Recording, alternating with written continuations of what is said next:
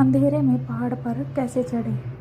एक किसान अपने खेत के पास स्थित पहाड़ पर एक मंदिर जाना चाहता था, लेकिन कई महीनों तक उसे खेती के काम से छुट्टी नहीं मिल पाई। एक दिन उसने फैसला किया कि खेती का काम खत्म होने के बाद वह रात में पहाड़ पर जाएगा और सुबह वापस आ जाएगा। इसलिए शाम को वह एक लालटेन लेकर पहाड़ की ओर चल पड़ा। रात होते होते उसे अपने सामने मुश्किल से 10 फीट तक ही दिखाई दे रहा था।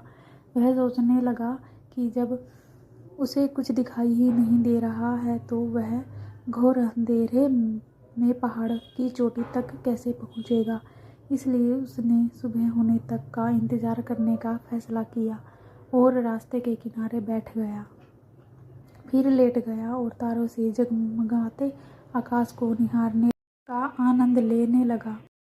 कुछ समय बाद एक बूढ़ा आदमी छोटी लालटेन लिए पहाड़ से नीचे उतर रहा था। तभी उसने उसे रास्ते के किनारे अकेले लेटे हुए देखा और उससे पूछा कि क्या बात है। उस आदमी ने जवाब दिया कि वह सुबह होने का इंतजार कर रहा है, क्योंकि लालटेन से उसे केवल 10 फीट आगे ही दिखाई दे रहा था। फिर बूढ़ा आदमी बोला, लेकिन ये 10 कदम चलने के लिए काफ़ी है ना। जैसे जैसे तुम ये कदम बढ़ाते जाओगे तुम्हें आगे 10 कदम दिखाई देने लगेंगे। इस तरह तुम इस लालटेन की मदद से पहाड़ तक पहुंच सकते हो।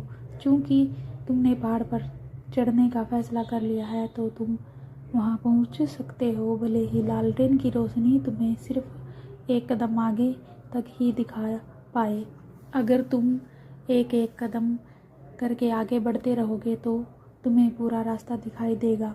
किसान को अपनी गलती का एहसास हुआ और वह चल पड़ा। सुबह तक वह मंदिर के दर्शन करके वापस खेत में आ गया था। इस कहानी का सार यह है कि जो रुक जाता है उसका अंत निश्चित है।